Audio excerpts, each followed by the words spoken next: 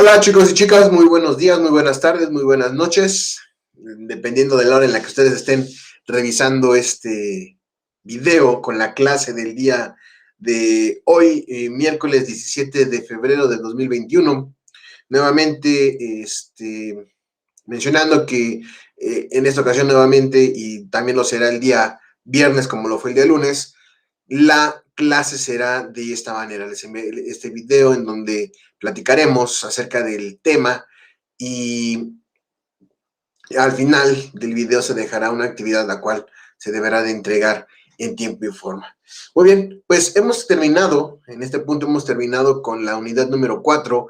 Dejamos atrás ya la educación en la edad moderna y vamos a dar paso a la educación en la edad contemporánea. Espero que todos se encuentren bien.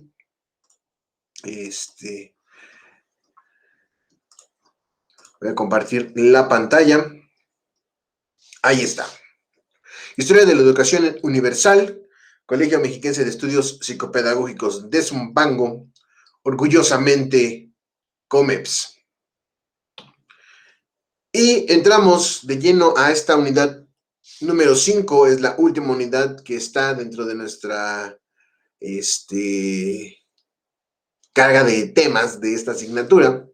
Vamos a revisar la educación en la edad contemporánea. Empezamos a ver que vemos ya imágenes un poquito más cercanas a nosotros, en donde vamos a ver ya estos espacios físicos, las escuelas, la educación formal, tal y como nosotros tal vez ya le hemos llevado, salvo este año de pandemia, le hemos llevado a, de manera regular, ya en un aula en donde existen alumnos, alumnas, profesores, horarios, planes y programas de estudio.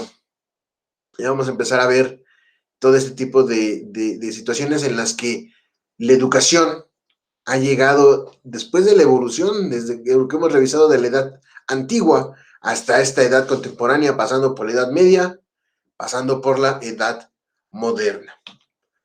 ¿Cuáles son los objetivos de esta unidad número 5? Bueno, son dos. El primer objetivo es comprender la importancia de la revolución industrial y el surgimiento del marxismo como detonantes de los cambios educativos del siglo XIX y principios del siglo XX. Y también, como un segundo objetivo, será analizar las nuevas tendencias pedagógicas del siglo XX y cómo han transformado la relación maestro-estudiante y el carácter y dinámica de la escuela en los países más desarrollados. El temario que vamos a llevar en estas clases, en estas 3 clases de educación en la edad contemporánea, bueno, pues será la educación del siglo XIX, panorama histórico del siglo XIX y la parte que tiene que ver con la educación y la revolución industrial. Y en el tema 5.2, la educación del siglo XX, el panorama del siglo XX hasta nuestros días, la educación en el siglo XX y, como tercer y último tema, las nuevas tendencias pedagógicas. Muy bien, vamos a comenzar dando una lectura a la introducción. La edad contemporánea comprende los últimos años del siglo XVIII, comenzando con la Revolución Francesa, el siglo XIX, el siglo XX y lo que va del siglo XXI. Los acontecimientos ocurridos en este último cuarto del siglo XVIII sirvieron de transición a la modernidad a la edad contemporánea. Son años en los que comienza la caída del débil sistema feudal y se llega al capitalismo, en el que los intereses comerciales y económicos predominan. En la edad contemporánea se consolidan los estados-nación, la producción económica deja de ser local y se llega a la globalización. Además, la fábrica industrial sustituye al taller en cuanto al pensamiento. La ciencia y la tecnología avanzan a pasos agigantados. El último cuarto del siglo XVIII fue marcado por 3 grandes acontecimientos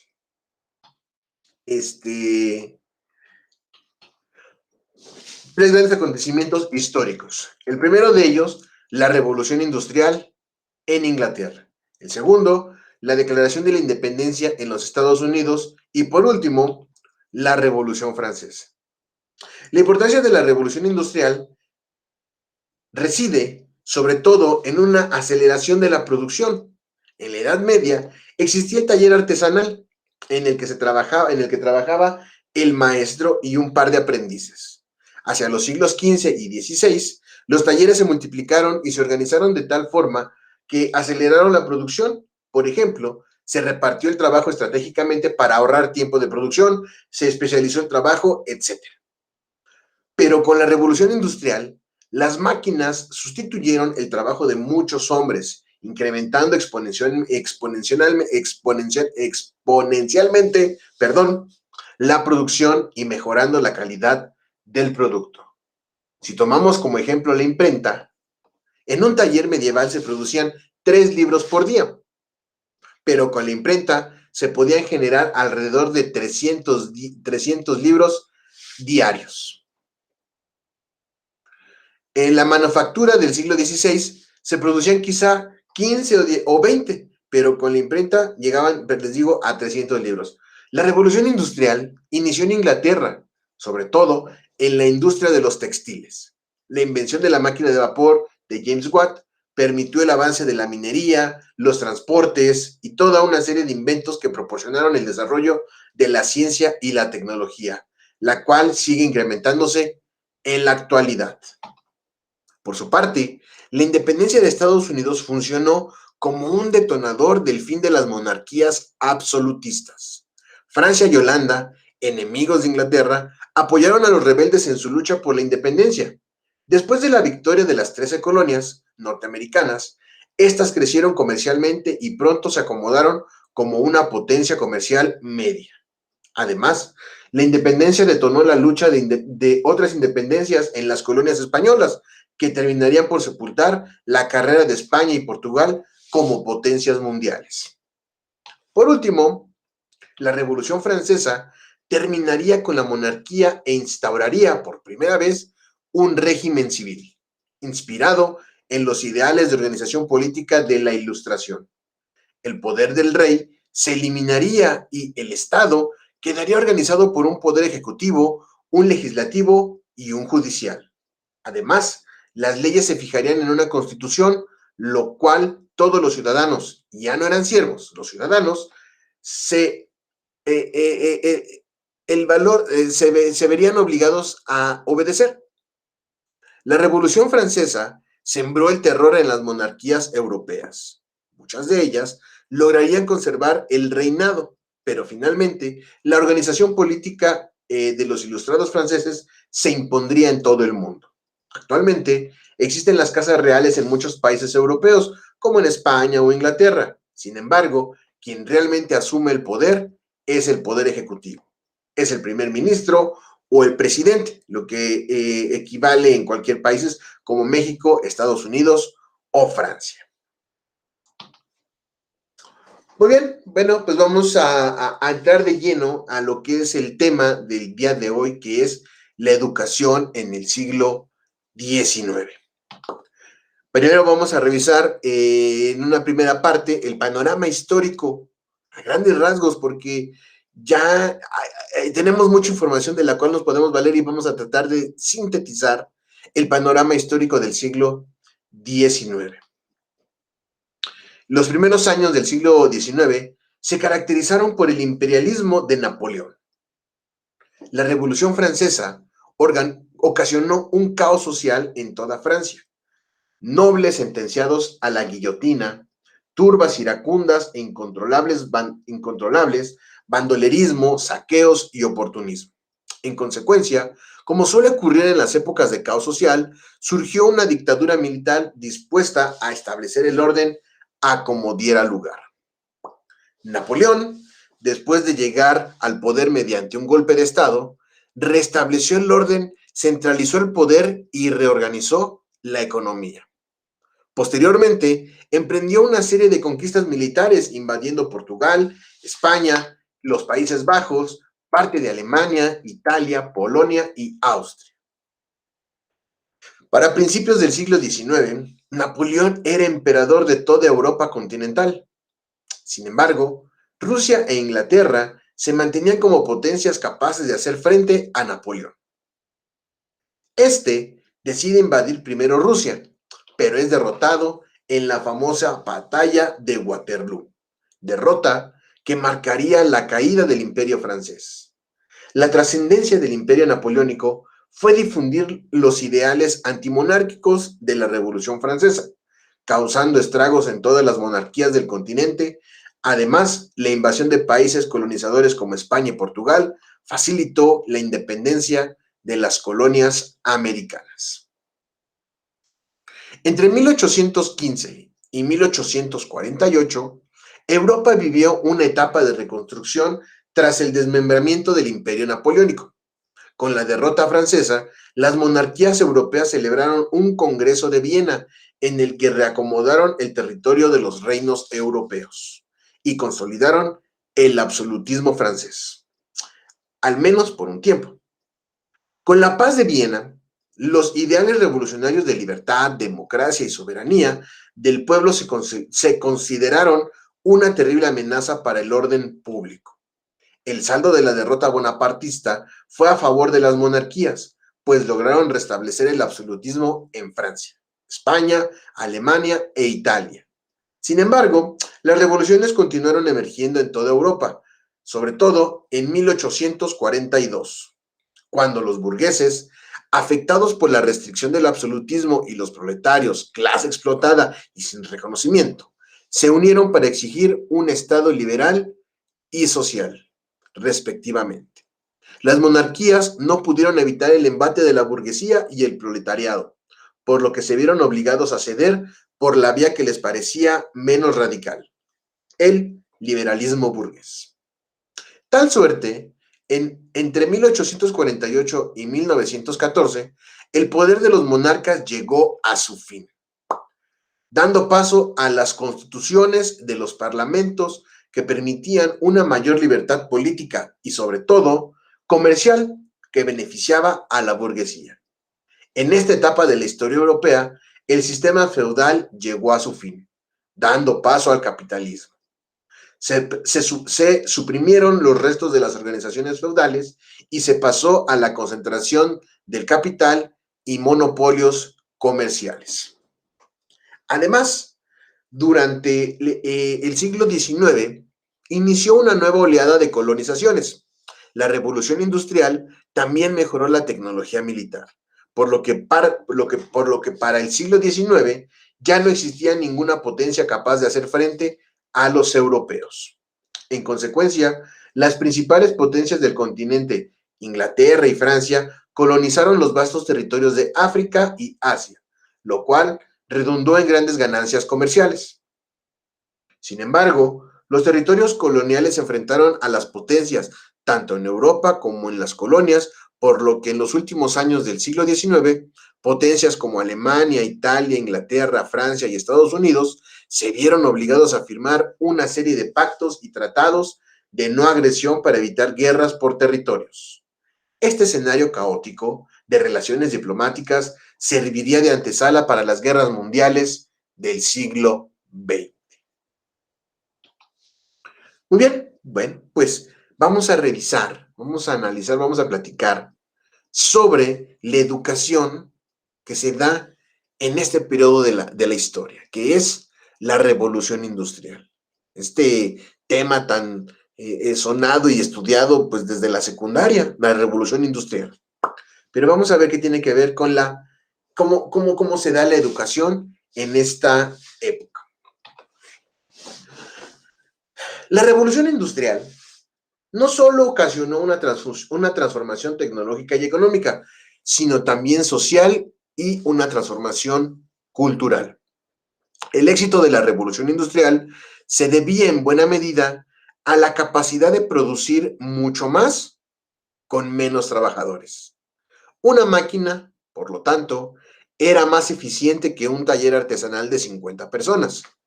En consecuencia, los países industrializados invirtieron en la ciencia y en la tecnología para mejorar su industria y la producción de sus productos. Sin embargo, era difícil para los hombres del siglo XIX prever los trastornos sociales que la industrialización ocasionó. Por un lado, el artesano se convirtió en un engrane viviente de las fábricas. No es gratuito que en el siglo XIX surgiera el término autómata, que se refiere a una persona que actúa como si fuera parte de la máquina. El trabajo industrial del obrero o proletario pasó a ser un trabajo artesanal y relativamente creativo a un trabajo monótono. Ya no se posee nada, ni el lugar de trabajo, ni la materia prima, ni los instrumentos de producción, ni la capacidad de desarrollar el entero proceso laboral, ni el producto de su trabajo, ni la posibilidad de venderlo en el mercado. Precisamente al entrar en aquella fábrica que tiene su mayor fuerza productiva en la gran ciencia moderna, ha sido expropiado también de la pequeña ciencia inherente de su trabajo. Esta pertenece a otros y ya no le sirve para nada. Además, todavía no existían leyes laborales que protegieran al proletario, por lo que las jornadas laborales eran de 12 a 16 horas. También era común el trabajo infantil y la muerte de los trabajadores por accidentes laborales. Por otra parte, la concentración de las fábricas en las afueras de las ciudades provocaron un desplazamiento de la población campesina a la parte urbana, por lo que para finales del siglo XIX y principios del siglo XX, la población en los países industriales ya era mayoritariamente urbana. De modo que en el siglo XIX fue un periodo de profundas transformaciones sociales y sobre todo de exigencias de una nueva clase social, el proletariado. El surgimiento del proletariado y su importancia como un grupo social generó un impacto considerable en la pedagogía. Ya en el siglo XVIII se había experimentado un incremento de la educación laica, fenómeno nuevo desde finales del Imperio Romano. Sin embargo, la educación aún pertenecía restringida a los grupos populares, aspecto que cambió notablemente cuando estos requirieron de una instrucción más compleja para poder desempeñarse en el trabajo industrial. En ese sentido, la pedagogía se irguió como una ciencia que buscaba innovar la metodología didáctica para enseñar a numerosos grupos populares. Como puede verse, estamos ya en los inicios de la pedagogía como la conocemos. Esta nueva época de la difusión de la instrucción a los grupos populares, del nacimiento de la escuela maternal, de la difusión de los libros de texto, de las nuevas escuelas para la formación de los enseñantes, marca un macroscópico retorno a la investigación didáctica. Una de las mayores innovaciones educativas del siglo XIX fue reglamentar la graduación de la educación desde el jardín de niños o el kinder hasta la universidad. La escuela infantil o Kindergarten, por su nombre en alemán, fue en un principio el inglés Robert Owen fundó una escuela infantil en 1816. La idea de esta escuela infantil era evitar los errores comunes de las guarderías del siglo XVIII, donde se concentraba a los niños a estar inmóviles durante horas sobre sillas perforadas, respirando un aire apestoso causado por el hálito de tanto niño malsano y enfermo que se juntaban en tal lugar. De modo que las escuelas infantiles owerianas, se procuró que la infancia no solamente fuera vigilada, sino también fuera una infancia educada.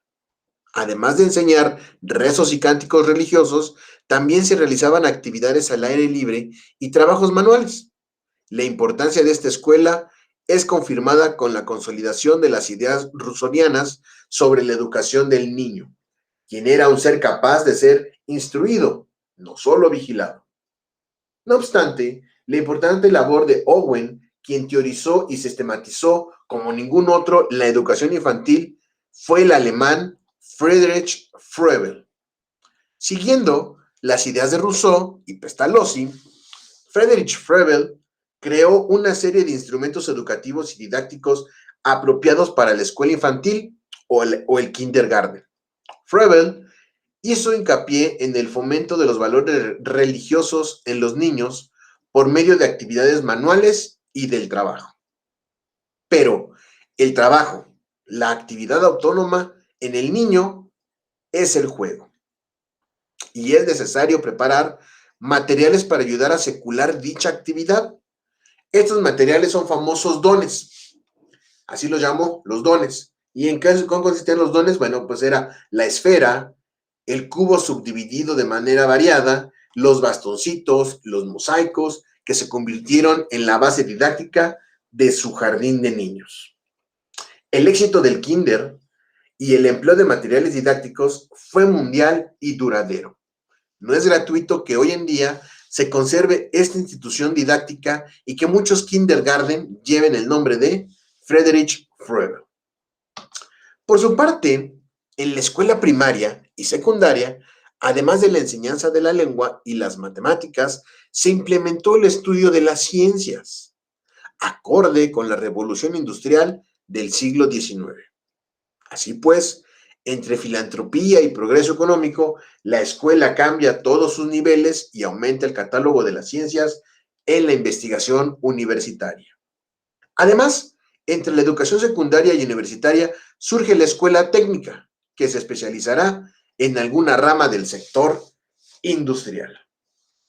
Como puede verse, la industrialización al transformar la sociedad en su conjunto también transformó las necesidades de esta.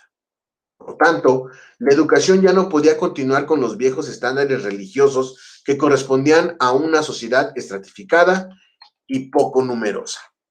En cambio, la nueva sociedad moderna e industrial necesitaba una instrucción técnica de todos los niveles, desde la infancia hasta la adultez, por lo que la pedagogía se vio obligada a desarrollar no solo una organización inteligente de los contenidos de la enseñanza, sino sobre todo una didáctica acorde a las características de los alumnos. Por último, cabe señalar que los estados asumieron un compromiso por reglamentar la educación, por lo que las transformaciones educativas surgidas en la pedagogía y la experiencia educativa se formalizaron y consolidaron en todas las culturas occidentales para mediados del siglo XIX. En cuanto a la educación marxista, se pensaría que esta época se opondría a la educación establecida. Sin embargo, el marxismo hace propias todas las conquistas e ideales educativos de la burguesía como la universidad, el laicismo, el estantismo y la gradualidad. Solo que para los marxistas, el régimen burgués ha sido incapaz de llevarlos a cabo por una naturaleza elitista del sistema económico y social del capitalismo. En ese sentido, el marxismo conserva los ideales educativos de los ilustrados y pensadores del siglo XIX, pero con un énfasis especial en la educación del proletariado. De hecho, en el Manifiesto Comunista, Marx formula la siguiente exigencia: educación pública y gratuita de todos los niños, abolición del trabajo fabril de los niños en su forma actual, unificación de la educación con la producción material. En general, la segunda mitad del siglo XIX representa una etapa en la que por primera vez en la historia de la educación se da cabida a grupos marginales como el proletariado y la mujer. En Rusia, muchas mujeres realizaron campañas educativas de alfabetización en Siberia. Este histórico papel de la mujer en la educación ha quedado registrado en la novela de Nikolai Karnidevsky y dice así: creo que para la emancipación de la mujer, el progreso vendrá de donde menos se espera, o sea, de las mujeres, llevadas por la necesidad de vencer en la lucha por la existencia. En una palabra, creo que la causa de las mujeres está íntimamente vinculada a la de la democracia y que estas dos causas triunfarán conjuntamente. Bueno, tardaría un poquito más de tiempo, ¿verdad? En el que el derecho de la mujer fuera equiparable con el derecho del hombre, pero ya está presente el derecho de la mujer a la educación y también el derecho de la mujer a poder instruir. En ese mismo tenor, la peculiaridad de los niños también se hizo presente en las escuelas, gracias al inicio de una compleja y duradera relación entre la psicología y la pedagogía. Desde el psicólogo Wundt, la pedagogía no puede concebirse sin una contraparte psicológica.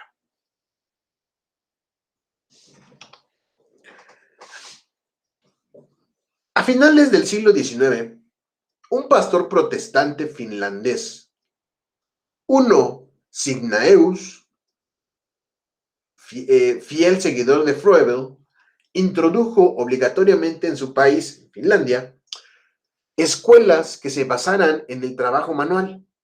Además, estas escuelas se caracterizarían por la cooperación y el autogobierno. Con el paso del tiempo, a estas escuelas se les llamaría escuelas activas, que incluso persisten el día de hoy. Hugo Signaeus.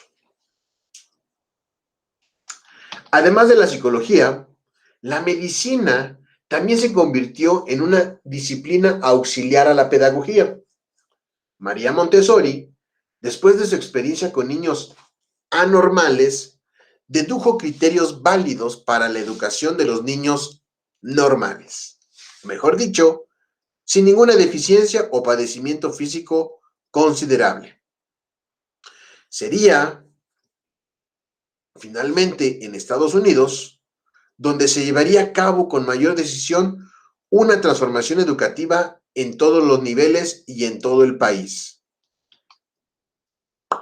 ¿Correcto? Bueno, pues como puede verse, en el siglo XIX fue el fundador de todas las bases de la pedagogía moderna. Así como en el siglo XIX surgen las condiciones de la edad contemporánea, también surgen los principios fundamentales para educar una nueva sociedad.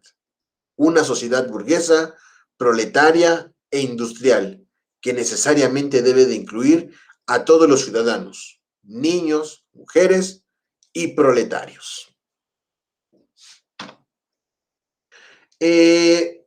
Como actividad de aprendizaje para este tema, por favor, vamos a realizar las fichas bibliográficas de los pedagogos que revisamos o que se mencionaron en esta clase, que fueron Robert Owen, y lo que tiene que ver con el kinder, Friedrich Froebel, Uno Signaeus y María Montessori.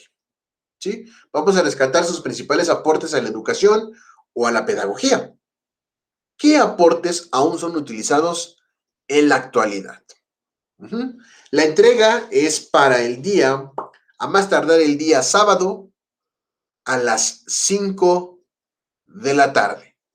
Muy bien, chicas y chicos, bueno, pues con esto damos por concluido el inicio del estudio de la unidad número 5, que es la edad contemporánea. Como lo habíamos mencionado, se vienen las grandes guerras y las grandes transformaciones en cuanto a las políticas y a las diplomacias entre los diferentes países. Pero eso será tema para la siguiente clase. Nos vemos. Muchas gracias por su atención. Pásensela bonito. Adiós.